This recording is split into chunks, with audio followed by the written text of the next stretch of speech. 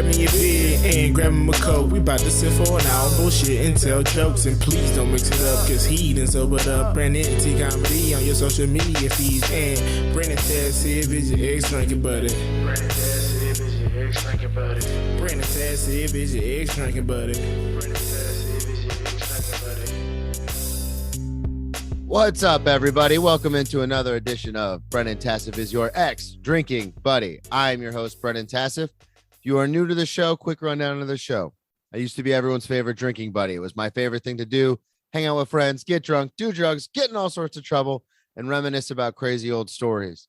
I am sober now, but that is still one of my favorite things to do, reminisce with old friends about crazy stories. Most weeks I will be joined by a guest. This week is no exception. I almost said California, Indiana comedian, Matt Alano-Martin. Oh, hi. We are global warming continues. We will be the next California. What's up, man? Not much, man. Just drinking coffee and excited to be on the podcast for the first time, man. I appreciate it. Tell everybody up front, plug everything, where they can find you. You do a festival out there now. Tell everybody about that. Well, I shouldn't say now. It's been going on for a few years. So let everybody know where they can see all that. Sure. Yeah. So I've been doing comedy for 13 years. I've got a couple of albums out. My third album comes out in a couple of days. By the time that people see this episode, it'll be like a week or so in the past. Such as the magic of podcasting. But so when people hear this, they'll be able to get the third one too. It's called Midnight Nachos. It's coming out on Helium Comedy Records on Friday, June 24th. And very excited about that. And so that'll be on all the normal places, Apple Music, Amazon, iTunes, all that kind of stuff. I don't think it's going to be on streaming, the big streaming services, because there's still that bullshit that's going on where they're pulling comic stuff. I don't know if you've addressed this yet on the podcast. We've actually, Colin Chamberlain, a very funny comedian out of New York, originally from Pittsburgh, is on the Helium comedy label. And he explained this to me, apparently with all the craziness happening. Yeah. And it's nothing really to do with that particular label. It's another label actually that started the fight. Yeah, that's what he said. Yeah. Yeah. But we're all catching it. So like they took my 2 albums off, which, it sucks because it's harder for people to discover you and find you out. I mean, monetarily it doesn't matter because streaming pays next to nothing. But yeah, sorry, this is a weird aside. It makes sense though, because it's about, and I do the same thing with the merch for the show. When I first did when I first originally did merch for the show, I priced it accordingly, so I could make a little bit of money and then people could get their stuff and no big deal. But now the second run, I was like, actually, I'm going to price it to where I'm almost losing money because I just want people to wear it to get the word out. So how many times in the street people see me wearing an ex-drinking buddy shirt and they go, "What's that?" And I'm like, "Oh, sweet." So It's the same kind of thing though with your albums. It's like the money's not the thing right now. It's I want people to hear it. So yeah, exactly. I mean, in theory, the label and the publishing people who are starting this fight have a good point. And it would be nice to get paid for those extra royalties. That would be nice. Yeah. In the same way that musicians are. But yeah, it's streaming in general is it's definitely it's a mixed bag. It's very easy for people to discover you that way, but then also, it doesn't pay what other sources do when it seems like it could at least pay a little bit more. It doesn't have to be quite that much of a fraction of a penny. You could get closer to a penny per stream, But anyway, so long story short, I have a third album. Good luck finding it. It's called Midnight Nachos. And also this will all be linked on my website. I've got a bunch of summer tour dates and fall tour dates already. And so, yeah, and my website is just mattalano-martincomedy.com. There is a hyphen between every one of those words. I have a hyphen in my last name, so I just ran with it. So that is MAT-ALANO-MARTIN-comedy.com. Do I regret making it that? Yeah, a little bit. Yeah. We'll put all this. I'll have all this in the show notes. I'll have the link to the website so they can see your dates. And then I'll also have a link to the album. So that way you could just click on the show notes, everybody. There, you don't have to go searching. It'll be in there. Could have saved so much time by just saying that. No, I want people to know where your site is and everything like that. So we met. This is fun because you said I saw on social media, you said you had an album coming out and I was like, perfect. come on the podcast. We'll promote the album. This will be awesome. We originally met in Jacksonville. You were doing a run of shows down there. Yeah, it was at the record store show, right? Yeah, Eraser Records. Shouts out to Eraser Records, Matt Anderson and his lovely fiance. And I remember we got to talking and stuff because on stage, and you and I had talked about this before, full disclosure to the listener, we talked about this before we started recording, but you do talk about sobriety, not drinking anymore, things like that on stage from time to time. And I was like, oh, this is awesome. Because I had just recently at the time gotten sober and was doing comedy. And I didn't know if I should talk about it on stage, or I didn't know kind of where to go with it. So I thought it was really cool. So I followed you on everything. I had always had an affinity to your stand-up just because in that moment, it was like, oh, you can do this. And then it was really cool because you also dropped on us that you started and run an entire festival in the Midwest. Well, I don't talk about that in my set. No, but we talked about that after. Yeah. Well, first of all, that's very flattering, man. And that's not, I don't know, maybe that is partially why I talk about my sobriety and my act, is that one of the things that helped me get there was to hear other people's stories, you know, and particularly people in comedy who I could relate to. And that's what the show is. Yeah. And so, and it's not a huge part of my act. I mean, I've gone and I've performed at recovery centers, and then I kind of lean a little bit more into it, but I still just do my regular act too, because I mean, they don't want to hear an hour of that's true recovery jokes, because I don't have them, for one thing. But yeah, man, I'm proud to talk about it on stage, and it is always nice when someone comes up to me after the show at the merch table and then tells me, you know, they've got 13 years or, you know, they've got 6 months or whatever the story is, you know. And I've had people come up to me and talk to me about their, you know, they want to get sober, and, you know, all I can really do is encourage them. I'm not a trained professional or anything like that, but, you know, if I've stuck around and talked to someone after a show for about an hour and a half who was expressing that desire in their life. And I recognize that point because I was at that same point of knowing that I needed some help, you know. And so, but it's also one of those things where I'm not a sponsor in a program. I'm not professionally trained. So I try to shy away from doing much other than just like listening and encouraging and sharing, you know. Again, if sharing my story helps, and that's the biggest part of it, I think, you know. Yeah. And that's perfect because that's literally, and I was messaging you this, but that was kind of the genesis of the show. Is it originally, the idea started over a decade ago of like, oh, I'm going to get hammered with buddies and like do a podcast. And then obviously slowly over time it evolved. And then now it's become a show where we have people on who are sober. Obviously I'm sober. And then we'll have people on who are California sober, or who just like, you know, just don't drink or just don't do heroin anymore. Or like it all varies because comedy, actors, musicians, the people I have on are all pretty crazy. But it's just nice because then the stories that they tell, it's very cool, because then I'll get messages like, hey man, just heard the last episode. Like that's totally happened to me. Like I can totally relate to your guest. Like that's crazy. Or, hey, I'm going through a hard time and it's fun to listen to the show because I'm like, oh, maybe it's not so bad that I have to move out of town because you're talking about going to prison. And I'm like, yeah, see, it's all in perspective. When it's the same thing, like, you know, I did not use AA to get sober. I had an estranged relationship with my father for most of my life, and he got sober through the program. And I recognize, at least in the way that he did it, he just transferred his addictive personality to the program, and it's not for everybody. I don't want to bag on. A lot of people have done great in the program. Some of my closest friends have gone through that system, have remained sober, and are great people. But that's the one I went through. Yeah. And I've gone to meetings before, usually to support a new friend who's getting sober or celebrate an anniversary. But it isn't how I got sober. But I do respect the tradition. It works for a lot of people. It just wasn't for me. But the same thing, whenever I do go to a meeting, you hear other people's stories like, ooh, I guess I'm very lucky. That's what took me so long to get sober, was because I started going to meetings at like 22 because I was like, I think I have a problem. Like I can't not drink every day. And so I started going to like meetings here and there at 22. And it was funny though, because I'd sit down and I'd hear some of these stories. I'm like, oh, fuck that. Like these guys are off the rails. Like I'm fine. And then it would continue to happen. Like then at 25, I'd go to meetings and I'd be like, man, these guys are crazy.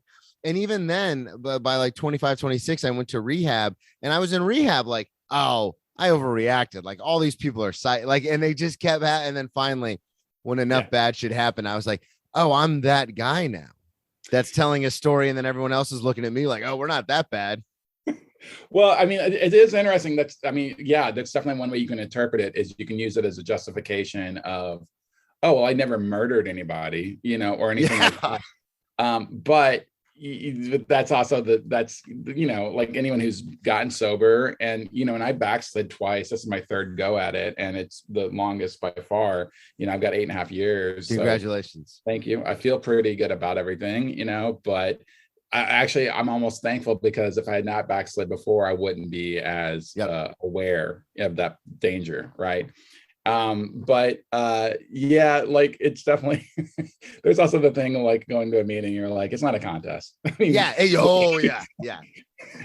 we're all there for the same reason. You don't have to try to top each other. One-uppers. There's so many one-uppers everywhere. Yeah. And so but there is value in it, and I find that I have more comfort of going to a meeting now than when I started, because I did try it, but I think it was just too much unresolved things with my father. And then also like here in the Midwest, particularly, a lot of meetings are super churchy. They don't say it, but there's a lot of subtext that you have to really, really, really interpret that first step as a Judeo-Christian God, is how they kind of want you to do it. And, and meetings are just like therapists. It takes a while to find the right one. Yeah, absolutely. The vibe is right.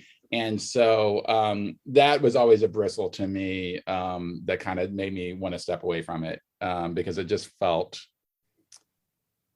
churchy. And it makes sense too, because there are times where I've gone to meetings all over the country, obviously now living in New York and being from Florida, and when I would travel and stuff, and it makes total sense, because there are times where I'll be at a meeting and I know what's up. Like I know what's going on. I've been in and out of the program now for almost a decade, and I've backslid quite a few times. I've fallen off a few times, and but I'll be at a meeting and I know what's happening, and like I know the layout and stuff.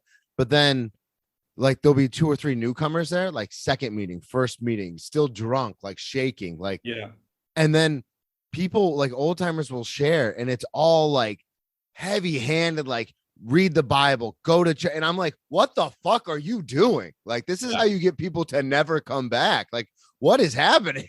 Yeah. I mean, and people are fallible, and people are sharing their story and what works for them. I think also the thing is, people just need to recognize what works for them isn't necessarily going to work for everybody else. Absolutely. What worked for me was to basically have a sobriety sponsor, an unofficial, unpaid sobriety sponsor. Was a friend of mine who had gone through the program and was very pro program. She bought me the book. She was very into me going, but they also worked in the comedy industry, not as a comic, but they worked for a management firm. And so they were around comics all the time. So they understood the various triggers. And they knew a lot of sober comics too. So they knew the various triggers and everything. So I just kind of used them. I always say it's like, I didn't get a membership to Sam's Club. I just borrowed my friend's card whenever I needed it. And that's a great way to put it. Yeah. And so, but they were great, and they were really there for me. And it would be the sort of thing where it became a running joke if I called them, and they're on the West Coast, so it wasn't quite as obnoxious time-wise. But if I called them after like 9 or 10 p.m. East Coast time, which is where I live, they started answering the phone going, so what comedy festival are you at? That's because awesome. My imposter syndrome would kick in. Yeah. And I would just start to freak out, and I'd feel all those triggers of like, oh, you should just, like uncomfortableness leading to wanting to drink and everything like that. So I spent about a year doing a lot of comedy festivals and hiding in my car. Oh, really? Like that was my safe space. So I would just kind of like, oh, this is, and they understood that. They understood because they were around comics all the time, and they understand how fragile we are. Oh, yeah. And It's so funny you bring that up. And then I want to talk about how you originally even got into comedy. But it is so interesting that you bring that up because at work, like at my actual day job, like my managers will come at me sideways and they think they're just like kidding around. But sometimes I get like frustrated, or like if something doesn't go my way, like I stomp my feet and I'm kind of a baby. And they go, "You are so sensitive." And I'm like, "Yeah, we are sensitive creatures." And they're like, "You sit on stage and like tell jokes about your dick." I'm like, "First of all, that's not what I do. Second of all, most comics, artists, musicians, like people, creatives in general can be more sensitive than others." And it's just weird because like they don't understand that. But when I'm around other comics and stuff, they totally get it. Or even musicians, they totally get it. But when I'm around regular civilians, they're like, "Yeah, fuck you, you suck." And I'm like, that is not how we handle this. No, and so there's this. I really never know how to address him now at this point in our relationship, but there's a rapper named Brother Ali that I was a huge fan of that I've actually wound up becoming pretty good friends with over the last year and a half or so. And so I never just say like my friend, but anyway, but he has this great single that he released a couple years ago. You're so much better than me. Whenever I meet anyone and I kind of hit it off with them, especially if they're like more well known than I am, I'm like, "Oh, my best friend Bill Burr." Like me and Bill Burr, best friends. No, but Ali and I have become pretty good friends over the last year and a half or so, and we like anyway, it doesn't matter. But he has a great single that he released a couple years ago called "Sensitive," and that's kind of what it's about. And like he takes this sample of Erykah Badu. Okay. And he works it in where it says like, "I'm an artist and I'm sensitive about my shit." Like he pulled this quote from her from an interview and built a song around it. Oh, that's awesome. And it's true. And also I think, you need to let your coworkers and your managers know that you don't sit on stage and talk about your dick. Yeah. You stand on stage and talk about your dick. Sitting is pretentious. You don't come out there and sit down on the stool like some I do not dick truth teller. No, you're standing, you're working, you're a comic, you're doing the jokes about your dick. That's great. So speaking of comedy, how did you get started? So you tell the festival. I don't even think we've brought up I know we talked about you running a festival. Tell everybody what the festival is that you started. Yeah, so I'm the co-founder of the Limestone Comedy Festival. Limestone. And we are gearing up for our 10th year. Next year will be our 10th year. This would have been our 10th year, but obviously the pandemic, we pulled it like everybody else for safety reasons. Yeah. So 11 years doing it, but the 10th festival will be next year, 2023. We just had it actually about a month or so ago. It was early May this year. It's usually May or June, depending. And yeah, it's I co-founded it with Jared Thompson, who's the co-owner of the Comedy Attic here in Bloomington, which is our home club. And now we also have a co-director in Dwight Simmons. We brought him on a couple of years ago to help us as the festival grew, and also just he's an amazing dude. Dwight's one of my best friends in comedy. He's an amazing comedian. And when we were looking for new perspectives and insight, and also just frankly some help as we grew this thing, we knew that he checked all the boxes, right? Yeah. Like he's good at comedy, he has good sense, he's an adult, we can trust him to do things, and so yeah, it's been a journey. It's been great. It's been a shit ton of work over the years, but I don't know, it's next year will be June 1st through the 3rd. It'll be our 10th year. We're trying to ramp up and do some big stuff. We're one of the 10 biggest comedy festivals in the country when you look at the number of shows that we have, a number of attendees, number of comics, the size of comics that we have. On that list, we're the only one that's not in a major market. Bloomington, where we live, is a pretty small town. It's a college town. It's a Big Ten college town. Indiana University is located there. But it's really an extension of the Comedy Attic, essentially, is the way that we think about it. And the reputation that they had built and the audience that they had built, because they regularly have people that drive in from 2 hours away to see shows, because they program and book different headliners than the Yuck Yucks or whatever in their, I don't know why I said an actual chain. Yuck Yuck is actually a comedy chain in Canada. I don't mean to disparage them, but whatever comedy club in their town that it's still booking road hacks from the 80s or whatever. We get a lot of that, and we got a lot of that in Jacksonville.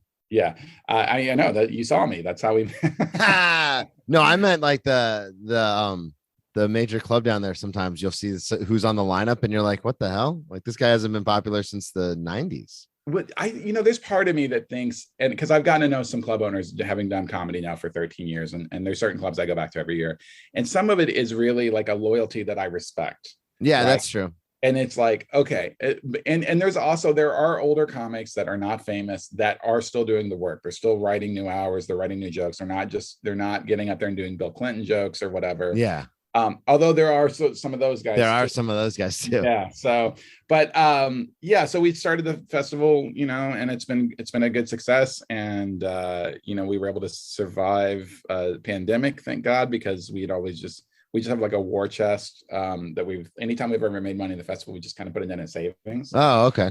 And so thank God, because we really needed that for 2 years in a row. The year that we canceled, we lost a bunch of money. And then the comeback year, we were digging into that as well to make it work.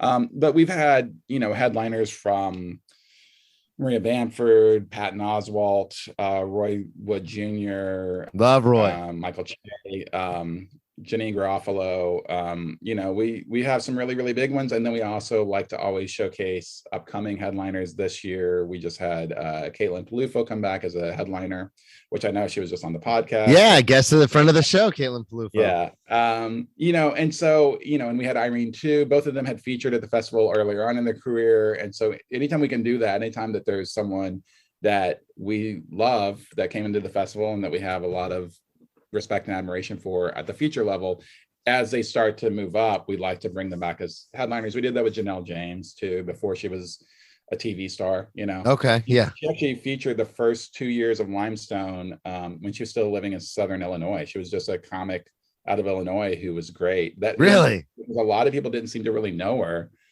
And she featured the first 2 years and then moved to New York and then blew up. And then we brought her back again before she got Abbott Elementary. But yeah, so that's something we like to do too. We try to do that. So. Well, that's awesome. So tell everybody listening how you got into comedy. Were you always a fan of stand-up, or did you just like comedy, or how did that happen? Yeah, so I've always been a huge comedy nerd. I grew up in a very rural part of Indiana, about 45 minutes north of Louisville, just literally in the middle of cornfields. Really? So you're just in the middle of nowhere?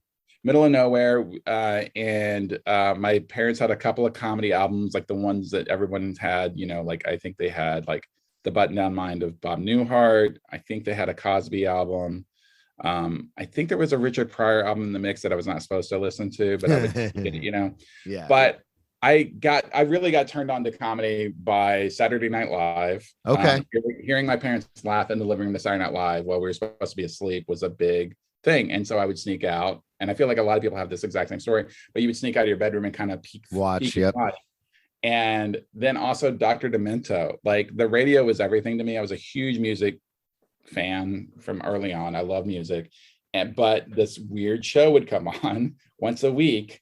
We could kind of get the radio stations from Louisville, and one of them would play Dr. Demento on Sundays. And me and my friends became obsessed with it, and we would record it on our tape decks or whatever. And, it's how you discover all of the every now and then they'd play stand up, but it was like, Weird Al Yankovic, and here's the songs from Monty Python, and here's all these weird songs like Fish Heads and stuff by like other artists that are just doing bizarro stuff. Frank Zappa, you would hear Frank Zappa. Oh, okay. So that was the thing that sort of really made me love comedy in general. Mm-hmm. And then I started checking out comedy albums from the library, a lot of Cosby stuff. I'm trying to think of some really old school like stuff, that would like qualify as clean. So the librarian would let a kid. Oh yeah. Okay. I see what you're saying. Stuff like that. And so I just always loved it, but there was no avenue for it. There was a comedy club in Louisville, but I didn't know that. They never advertised in a way that got to me as a kid. So I just followed my interest in music because there was band class and there was a guitar store next to the laundromat that we went to. Okay, so you went a different way. Yeah, so I just did music basically all through my 20s. I just played in bands and stuff like that. Isn't it interesting how a creative will always find an outlet? Yes. It's weird to me because it's like, I've been doing comedy since 2009. You've been doing it, like you said, for 13 years. And it's crazy because it's like before that, you're like, well, I'm going to do something. I don't know what it is, but I'm going to do something. And then you just find music. So what did you play? Were you a part of different bands and stuff, or how did the music go? Yeah. So yeah, I always played in bands, and it was always like just really small, like local to regional at most stuff. And I grew up playing bass because two of my friends bought guitars. And so yeah. Slap at the bass. To the listeners, he is doing the Paul Rudd meme. Like you may have seen the GIF. He's doing slap at the bass, man. But that's why I got a bassist. Two of my friends got guitars and was like, okay, we need something else in this mix.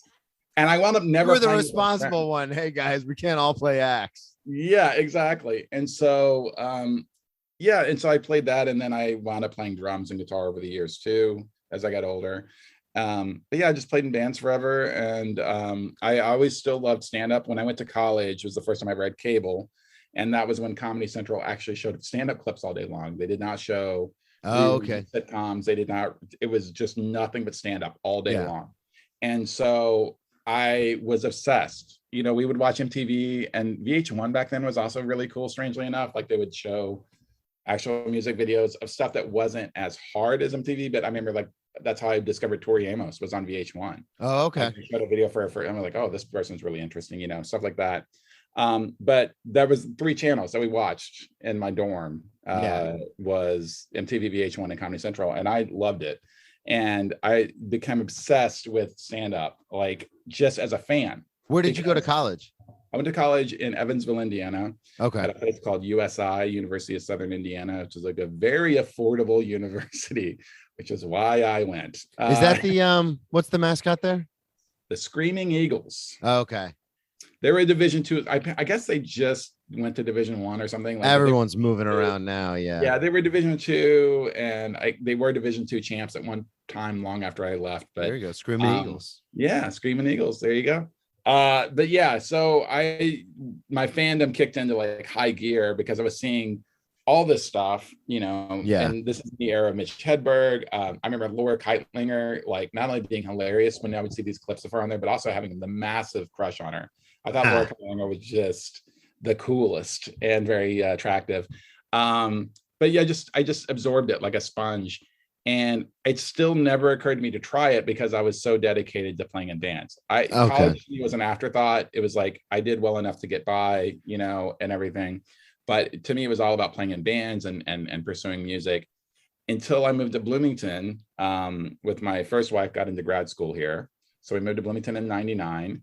And same thing, I'm just doing music and everything. And then the Comedy Attic opens. It opens as the Funny Bone first. For a year, it was a part of that franchise or that chain or whatever it would be. Mm-hmm. But then they changed the name. They went independent, changed the name to Comedy Attic. And I went to a show there once and I was like, oh, this is the thing. I saw the finals of their first annual contest. Yeah. The first show that I ever went there, and there were 3 dudes on stage, local guys, and they were all funny, but they were not unattainably funny. Like that's the difference is when you look at somebody and you go, I mean, I think I could do that. Exactly. Yeah. I'd never been to an open mic before. I'd always gone to professional shows. Like in Evansville, there was a Funny Bone that I would go to occasionally. But when I saw 3 guys that were pretty funny, but not like I never listened to a Carlin record and thought I could do that. You know? Yeah. Right. Yeah. And so I then like obsessed about what my first set would be for months. It was months later before I did it. And then I went and did the open mic, and then it was I was also at a point with music where I was super burnt out. You talk about how creatives will always find some sort of outlet. Yeah. I was very burnt out on music. I'd been doing it at that point for realistically 20 years, you know, and various bands, various projects, releasing albums independently, all that stuff, playing tons of shows everywhere. And just, I was so burnt out. And literally I was playing a show at a bar in Bloomington, and in the middle of my set, I'm just thinking, I hate this. Everyone else hates this. Why am I here? I don't want to be doing this. I'm thinking this as I'm singing a song, like I'm in the middle of that. And I went home and I put my guitar down, and I didn't touch my guitar for a couple of years after that. But literally like the next week I went and did the open mic. Oh, okay. It's been percolating in the back of my head. But and so When comedy went away during the pandemic, I started a new recording project with a couple of friends. So there was that thing, like I didn't have that outlet of comedy. And so I started writing songs again and had friends that live in different cities. And because of the magic of the internet, we just Dropbox files to each other and we made a couple of records that way. It's a That's band awesome. Yeah, it's a political punk band called Belta Lauda. And wait, what is it? We gotta put it in the show notes. What's it called? yeah, put it in the show notes. Belta Lauda. It's Beltalowda. It's a reference to The Expanse, my favorite sci-fi series of all time. But it's just like angry socialist political punk. There you go. It's also a great outlet to have over the last couple of years. Yeah, especially with everything going on.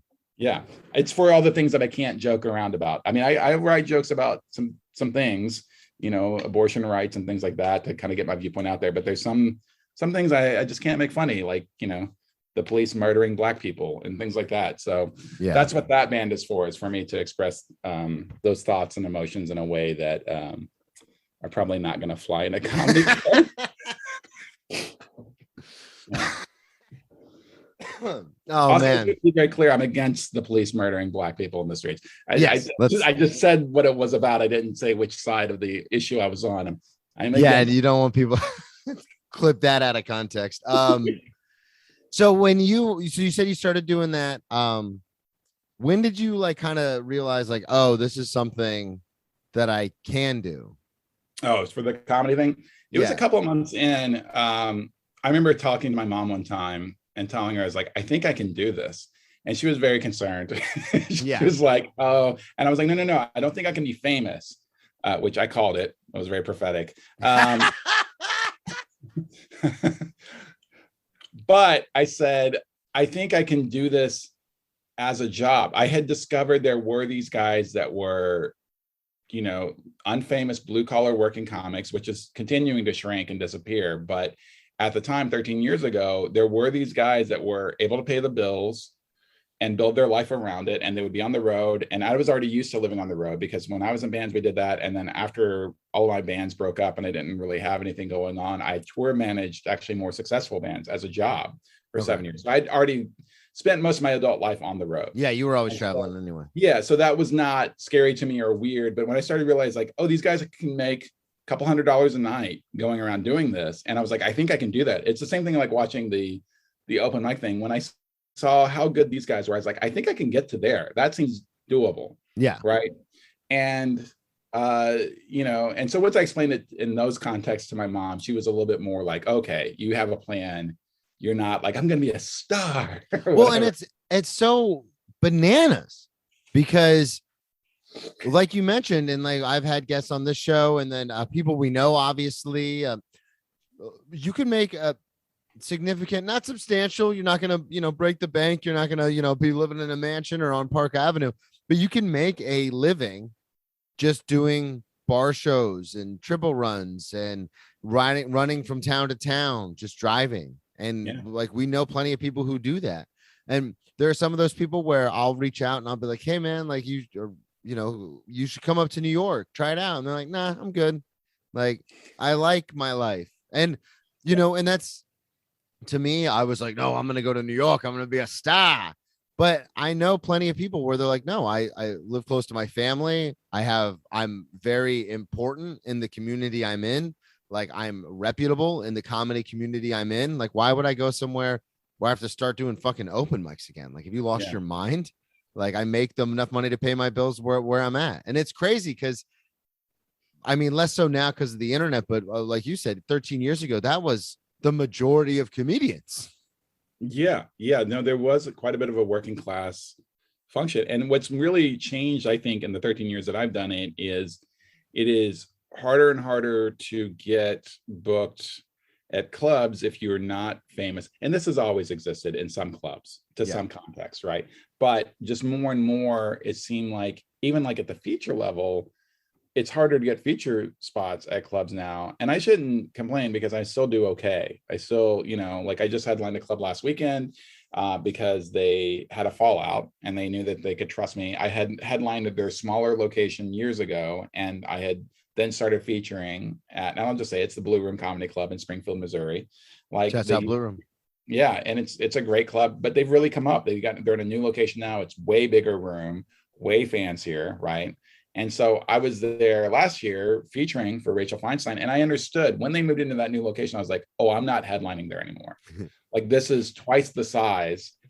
And like, you just also start to see their calendar, the way that the headliners are bringing in. It's like, I'm not in that class, right? You're headlining for big guy. I love it. Yeah, It's exactly. so And so is that big guy? but but then that opportunity arose where they're like, we need somebody, can you come do it? And like, yes, of course. And and the thing is, I've been doing it long enough, and I do headline other places. I can do the job. Everything went great. We had good shows. Everybody was happy. Nobody was just like, what is this?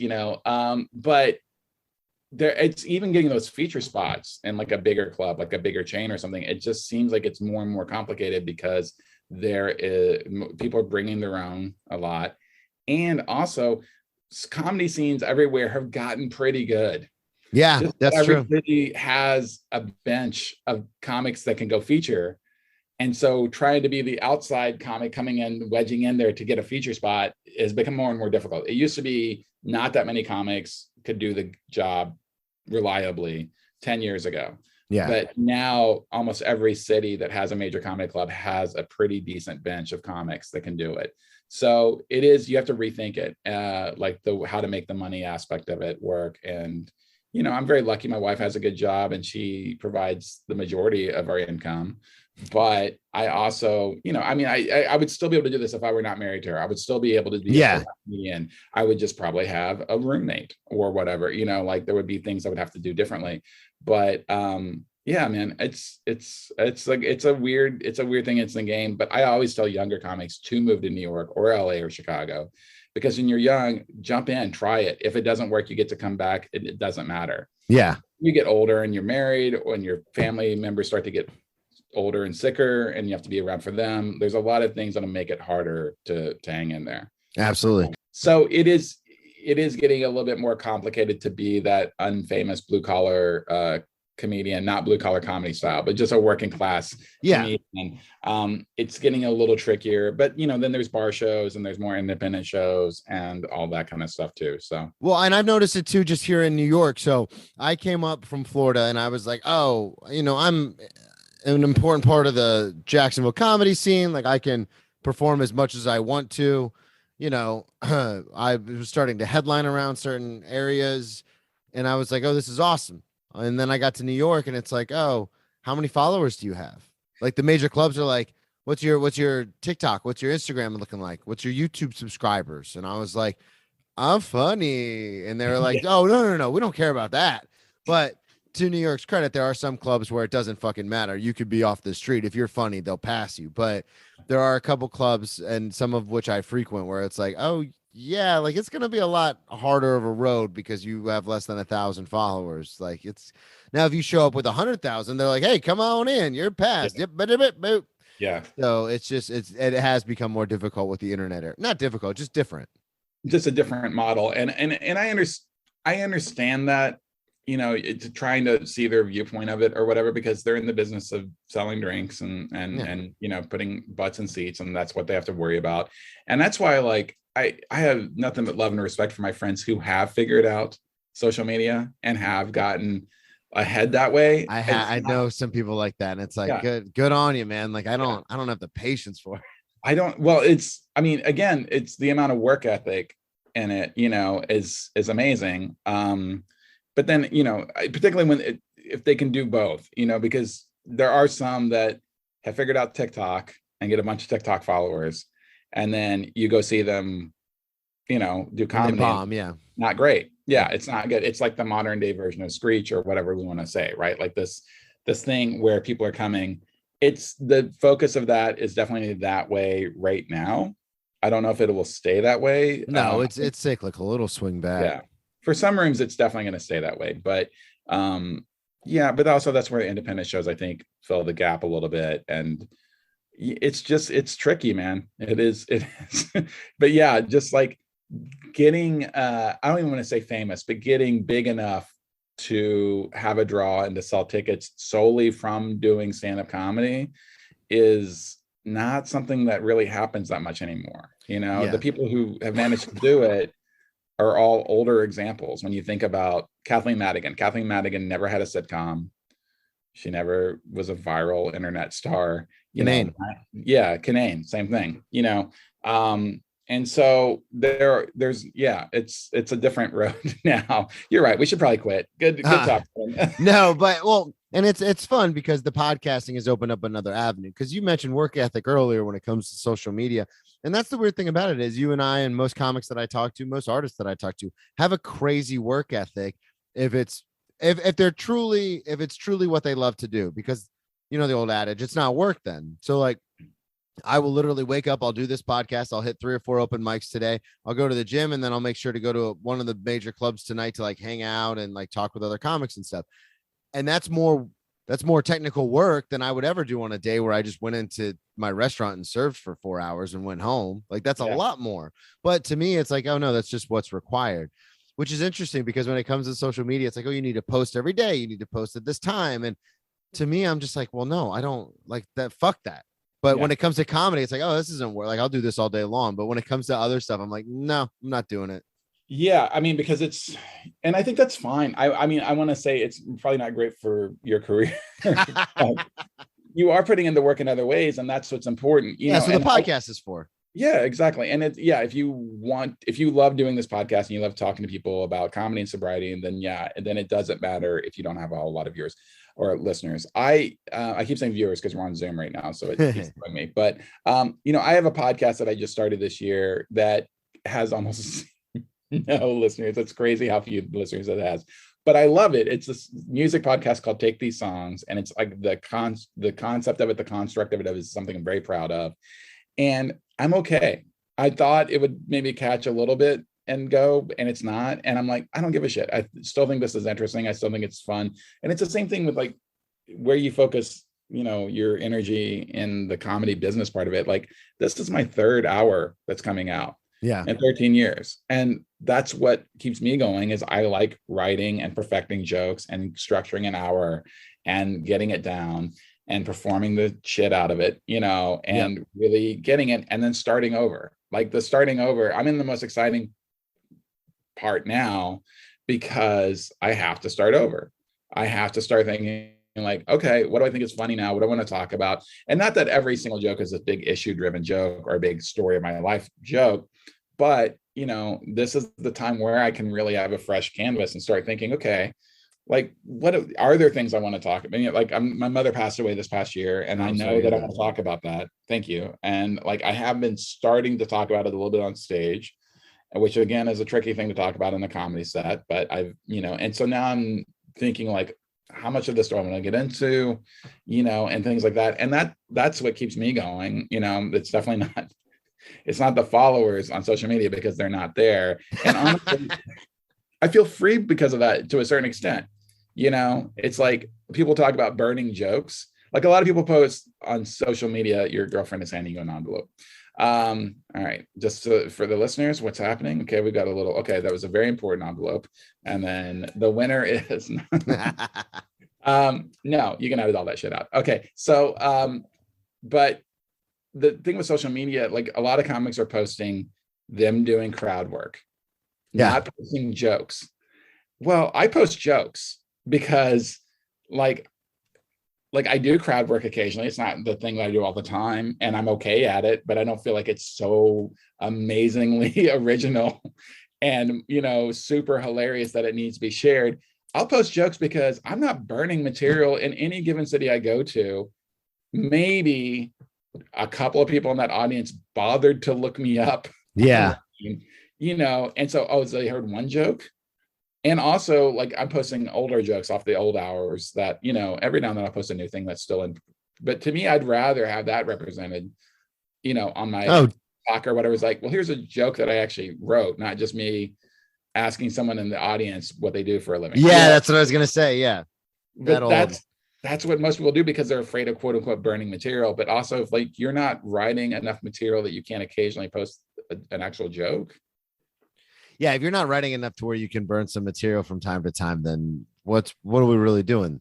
Yeah, and I'll put stuff up there that I know is not going to be on the next hour. It's like, you write these jokes that are like, oh, this is a fun little joke. Yeah. but it's not something I'm going to keep. Well, and I'll do it even too, because I'm not a topical comedian. Like I'm a storyteller.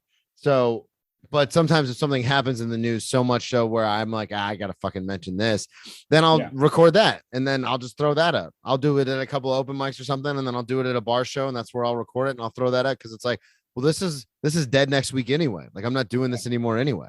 Yeah, exactly. To me, that's way more interesting and more valid. And I'm not trying to, and I understand there are trends, and I also understand that the crowd work shit gets a lot of views in the same way like comedian owns heckler or whatever. Yeah, I don't understand There's that. something, but that's not what I want. In the same way that I have never bothered to develop a character that I do on social media. Yeah. I have friends that have done that and have been very successful, and they are great at it, and they write really good jokes in that character, right? They write really solid, really well-written jokes on that character. It's not just like I put on some goofy teeth and I'm acting like an idiot or whatever. There's actually substance behind it. There's I've actually written jokes and it's good and everything, but I have zero interest in doing that. And so, that's just where I am with it. And like, it's nice to hear somebody else. Yeah, absolutely. Because when you scroll through the feed, you're like, fuck, everybody's just doing this one thing. Nope, not everyone, not all of us. Yeah. I wanted to talk to you about, so like you mentioned, you have been sober for 8.5 years. Can you, you did send me a list of a couple of stories. I kind of wanted to ask you, because this is something that does interest me as someone who's actually maintained sobriety now for a elongated period of time. Do you remember the last time you drank? Like, do you remember your last drunk, as it were? Oh, yes. Yeah. Yes, I do. Would you mind telling that story or?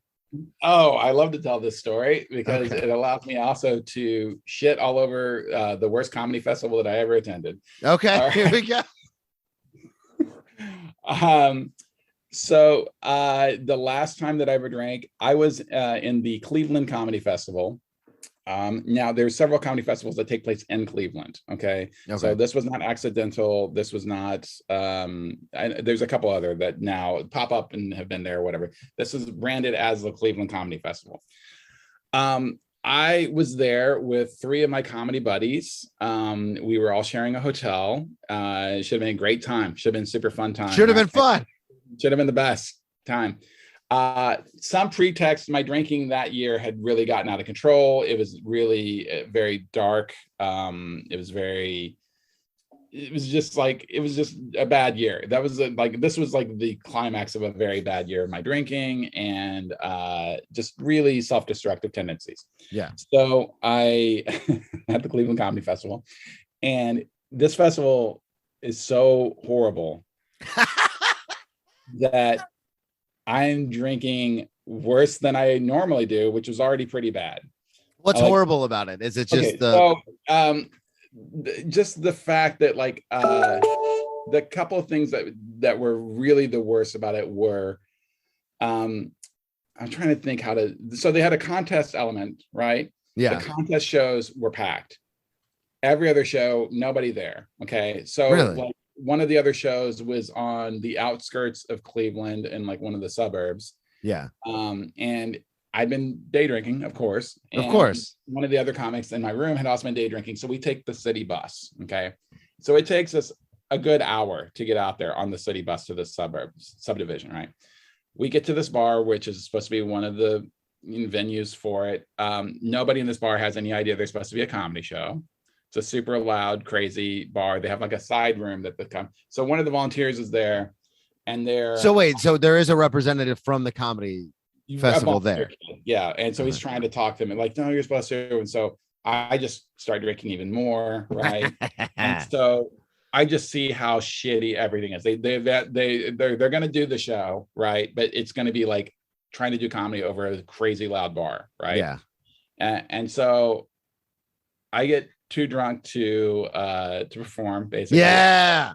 I text one of the other comics that was in our room who isn't a big drinker, and I knew he had his car with him, and I was like, if you come get us so we don't have to take the bus back, I will give you my set. You can do my set. So he comes, and of course the volunteer doesn't give a fuck when he's like, hey, you're going to be up next. So he's like, actually, this guy's going to do it. Okay, so he drives us back to the hotel, And That's the best line ever. Actually, this guy's gonna do it. Yeah, he's gonna do it. I gave my set to him. And so and I pass out drunk on the floor of the hotel, and I wake up the next day. And that was really like and I'd already tried to quit drinking twice and was successful for a few months or whatever. And that was the difference, is those other two times I had tried to quit drinking. This time I woke up and I was like, oh, I'm done. Yeah. Like, it was just because I was like, why am I out here doing comedy if I'm giving away sets or whatever? Like, because now if I'd gone to that same festival now, I have the attitude of like, I'm going to make this fun. Like, that's how I approach every bad show, is like, I'm going to have fun. I'm going to bring my shit, and I'm going to make it as best as I can be for this one person who cares. And even if that one person is just me, right? Yeah. Well, and that's the thing, is you have to. There's so many times. I mean, how many I did this yesterday. I was at a mic, and it was me, the host, and like one or two other people. And because in New York, so many people will sign up for mics and then they leave, like they go do other mics. So right. I go into this mic and I signed up, and then I came back a little bit later. And then when I went to sit down, it was literally like 3 or 4 people in there, and everyone, it was a rotation, like once someone would go, they'd leave, and then someone else would come in. It's just how it worked out.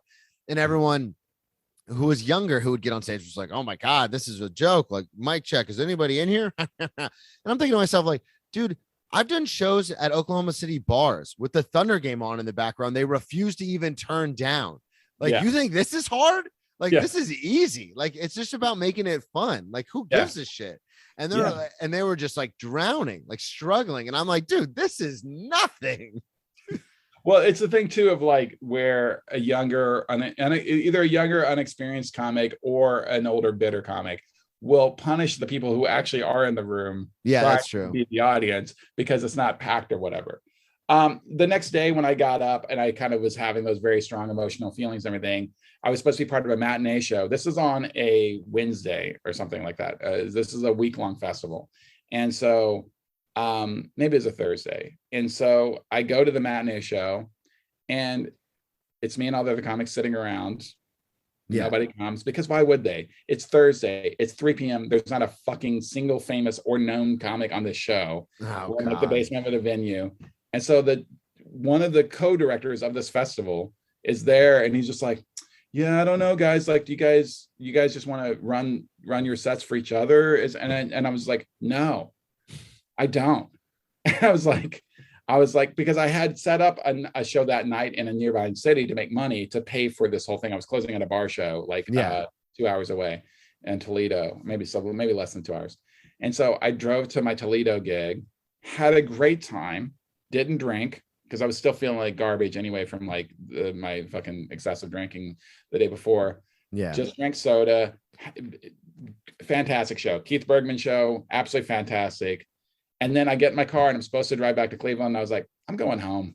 And so I drive to Indiana, and I show up at my house at like 1 o'clock in the morning. My wife is like, what are you doing? I thought you were coming back till Sunday. I was like, I'm not going back. Did you tell your buddies that you were staying at the hotel with?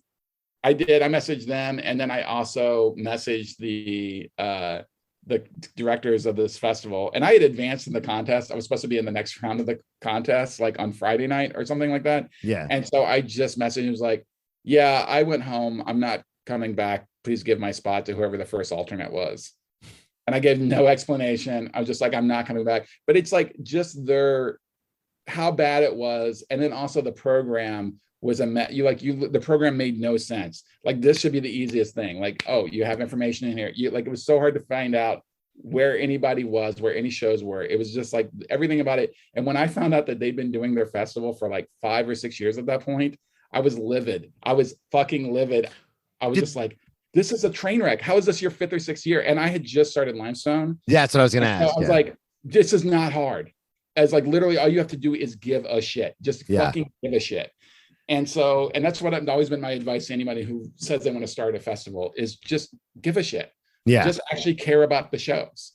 Now at this festival, were there certain shows that were packed, or like just the contest shows? I was going to say it had to be something, because they kept doing it every year. Only the contest shows. And then they would bring in, they had I want to say they had some headliner that I thought was actually legitimately good. They had like a bigger theater space. And again, that was its own separate thing. And then I want to say so one of the nights it was a headliner that was actually good, and then a headliner that was like a magical hypnotist ventriloquist. Oh, okay. Whatever, like God. whatever. And I don't want to, that's its own thing, but not from it. You're clearly shooting for something very specific.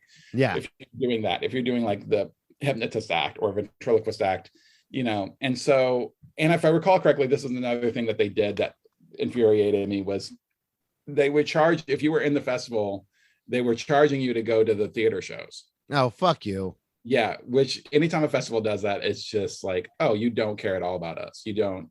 Yeah, it's not about the festival. It's about you trying to make. Yeah. This is an enormous theater that you're not going to sell out with these acts either way. Anyway, so yeah, thanks to the Cleveland Comedy Festival, I got sober. So there you go. Boom. That is intense because it actually comes full circle. It's all about comedy and then festivals and then you did send me a list, which I really do appreciate. There's a couple stories on here I wanted to talk about. This sketch show that your sister put on.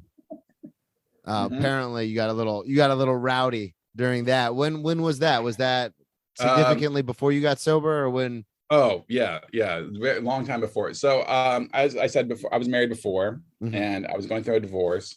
And my sister Kelly is not my biological sister. She's my non-biological sister. And she moved into the house with me basically and kept me alive.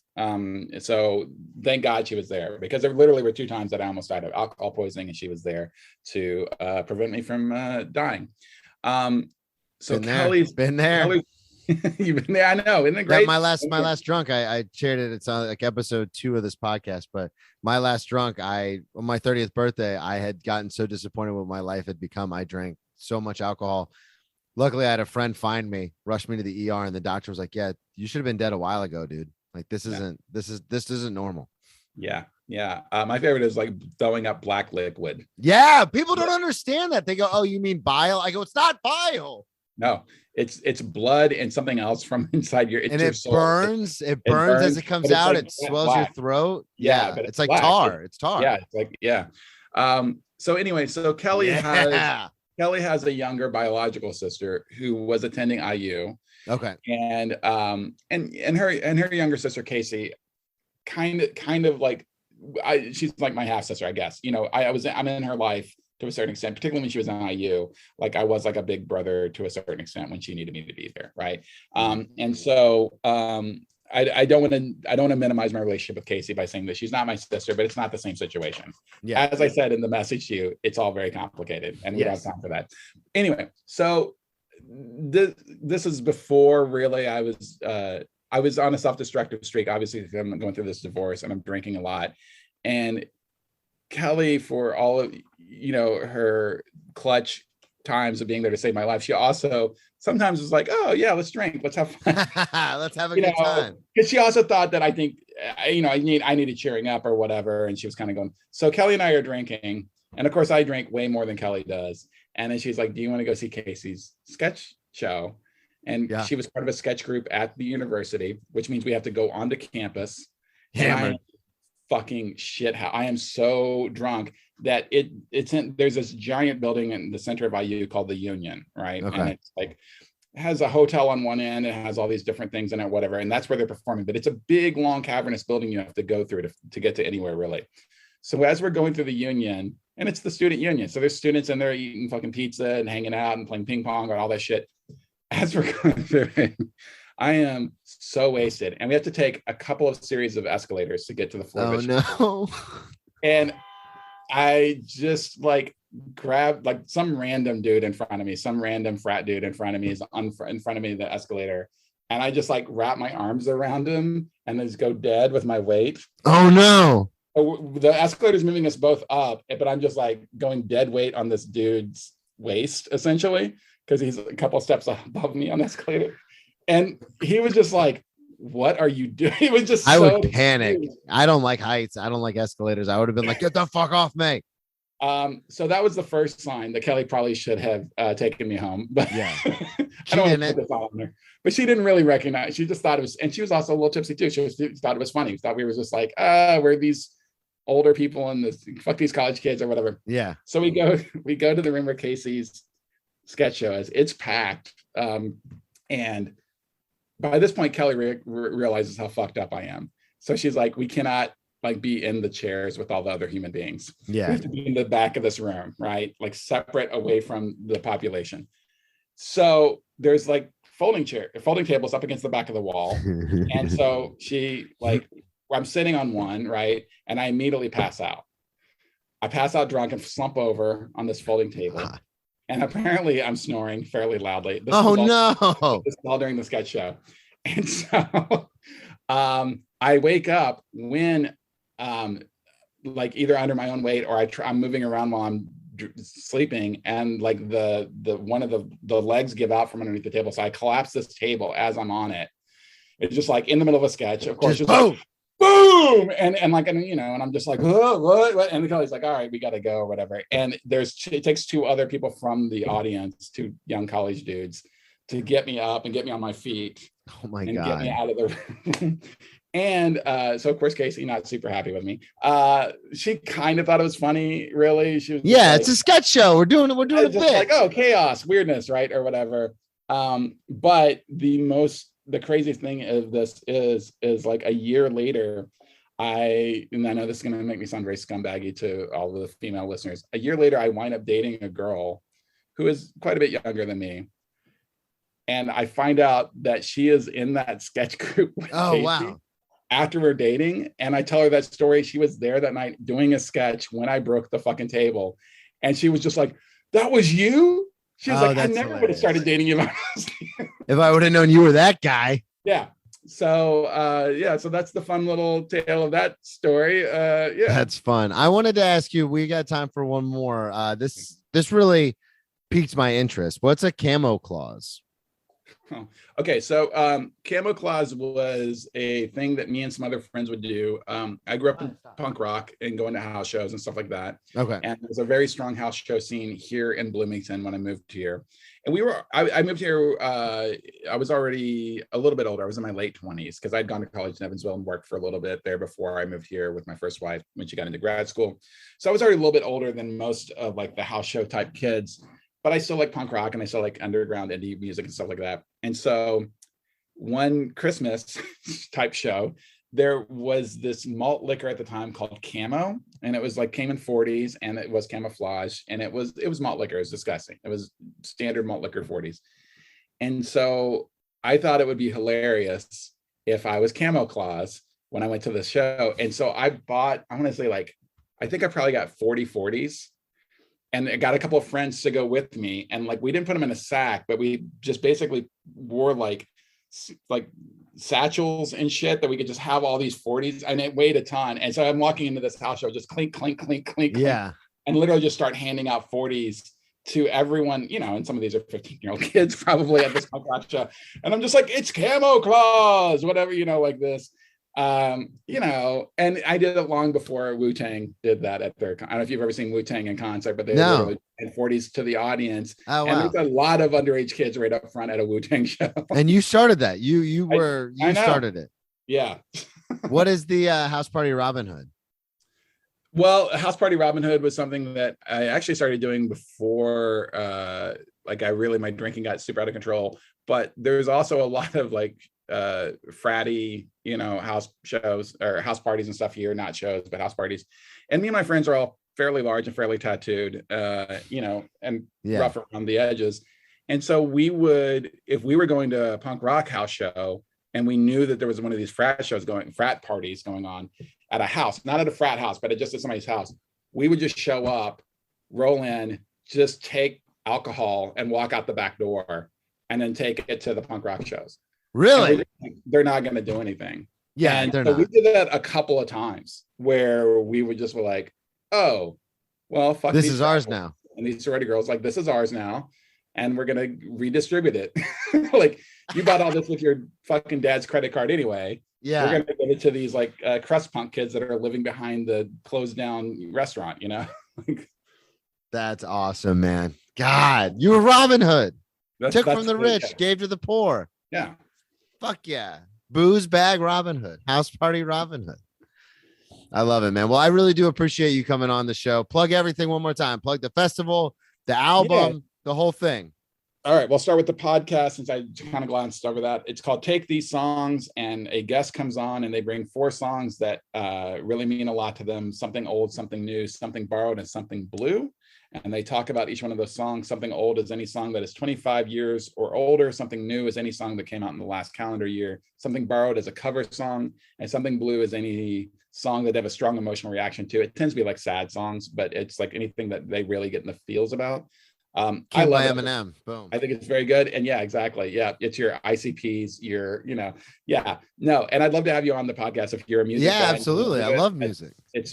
I'm very proud of it. I think it's a good podcast. It's an interesting way to talk about music. And then, my brand new comedy album, Midnight Nachos, will be out by the time you hear this. It's available on Helium Comedy Records. You can get all the links for all that stuff at my website, which is Alano-Martin.com. There's only one T in my first name, so that is MAT-ALANO-MARTIN-comedy.com. You're smiling because you can tell I've said this a lot before. That's why I like the Brennan T comedy. It's very succinct, no hyphens. You were much smarter than I am. Thank you, everybody, so much for listening. Matt, thank you so much for coming on, man. I really appreciate it. Everybody, check out the album, Midnight Nachos. Check out the Limestone Comedy Fest if you're in the Midwest next summer. Brennan T Comedy on all social media, BrennanTComedy.com. Thank you so much for listening. Subscribe on Patreon, and the new merch is out. I will be at the Stand, Greenwich Village Comedy Club. So much stuff going on. Just check out the website. And we'll talk to y'all next week. Perfect. Right on, man. Thanks for having me. I really appreciate it.